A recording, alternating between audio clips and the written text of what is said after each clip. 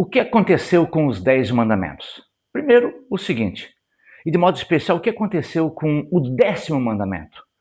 Quando a gente vai para a Bíblia, alguns já podem questionar. Um líder religioso, esse tempo, ele mandou uma mensagem dizendo assim: onde é que está na Bíblia dizendo que são 10 mandamentos? Isso é uma convenção humana, é o ser humano que dividiu em 10. A gente pode dividir em vários outros. Então, onde é que está na Bíblia dizendo isso? Aí eu mostrei o texto da Bíblia que diz assim, Deuteronômio no capítulo 10, o versículo 4 diz assim: então escreveu o Senhor nas tábuas, segundo a primeira escritura, os 10 mandamentos. Aqui, está na Bíblia então dizendo que de fato são 10 mandamentos.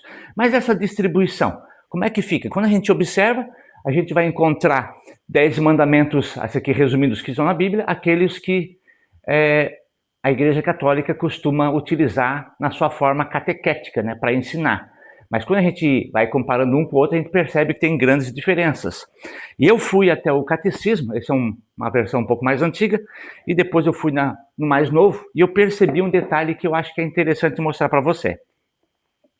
Nessa versão mais antiga, na página 470, no item 2045, no parágrafo 2045, aí aqui você pode ver, eu botei até algumas observações ali, uma série de pontos que estão faltando, mas o que eu quero destacar mesmo é essa parte final aqui, ó. Essa parte final, essa aqui é a coluna de Êxodo capítulo 20, e essa é a coluna de Deuteronômio capítulo 5. Aqui em Êxodo 20 está completinho como tem que ser, como está na Bíblia, em qualquer Bíblia que seja. Agora esse aqui já é diferente, não está conforme está, inclusive conforme está na Bíblia Católica. Eles dão um espaço aqui, ó, eles deixam um espaço. Por que eles deixam esse espaço? Justamente para favorecer depois, dividir em 2. Porque como nessa sequência aqui, o segundo mandamento, ele acaba desaparecendo ali na versão catequética, ficaram, em vez de 10 mandamentos, ficaram 9 mandamentos. Então, houve a necessidade de pegar o último mandamento da Bíblia e dividir ele em 2, para voltar a ter 10 mandamentos. Olha só que interessante. E como a gente olha aqui no Catecismo, ele próprio, de forma tendenciosa, ele não coloca todo o texto que está em Deuteronômio no capítulo 5. Eu vou pegar a edição agora mais atual do Catecismo. A mesma coisa, na página 578, o item é o 2051. Na parte final aqui, você vai perceber a mesma coisa, a mesma estratégia. Na coluna de Êxodo 20, a parte final ali, o 10º mandamento da Bíblia, está correto. Mas em Deuteronômio capítulo 5, Êxodo 20 está ok. Deuteronômio capítulo 5, não. Essa coluna que se refere a Deuteronômio capítulo 5, aqui no final eles dividiram, eles deram um espacinho aqui dentro do próprio mandamento. Não colocaram o mandamento completo, para quê?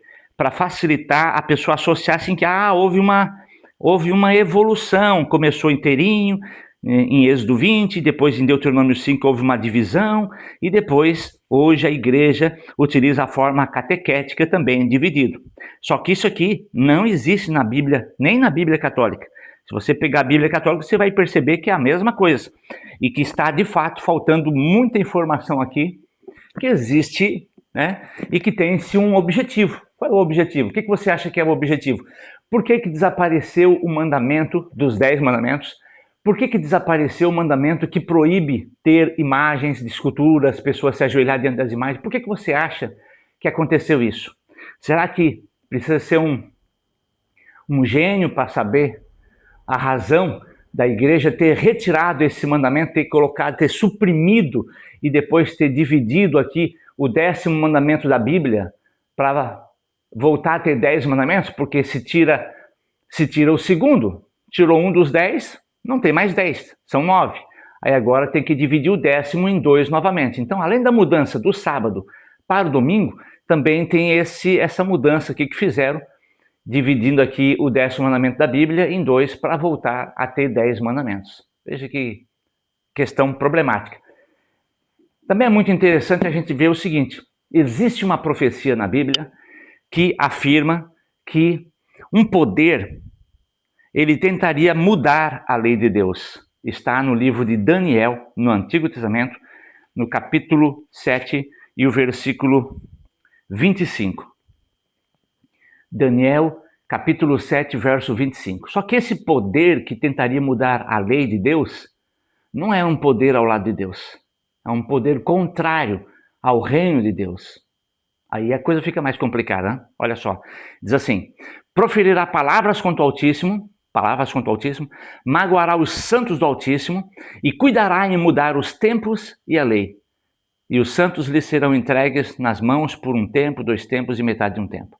Então essa profecia de Daniel 7:25 aponta para um poder que faria mudanças na lei de Deus. Só que esse poder não estava do lado de Deus. É um poder que magoaria os santos do Altíssimo, ia falar coisas contra o Altíssimo.